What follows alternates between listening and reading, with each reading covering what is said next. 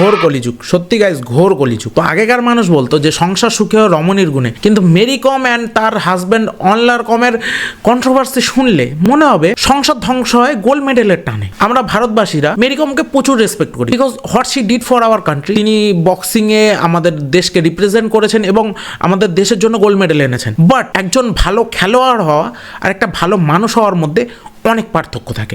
Mary কম এবং অনলার কমের এই যে সম্পর্ক, এই যে ঝগড়াটা, দেখো জিনিসটা আজ থেকে হচ্ছে না।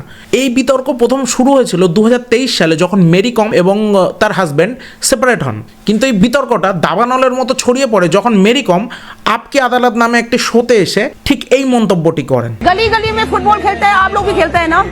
खेला, शादी किया, मेरा अर्निंग से सब कुछ मिल गया, 1 रुपया भी नहीं कमाया। ये कौन होता है लड़का?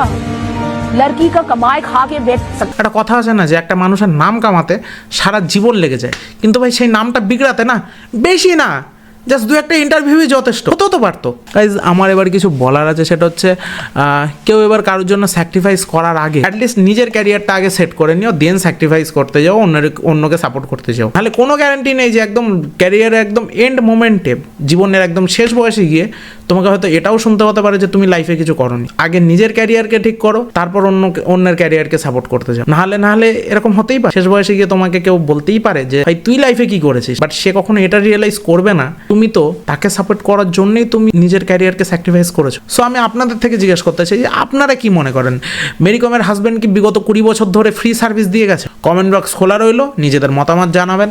আর আজকের মতো ভিডিও এই পর্যন্ত। ভিডিও পছন্দ হলে লাইক, শেয়ার, সাবস্ক্রাইব করে দেবেন। দেখা হবে নেক্সট ভিডিওতে। বাই।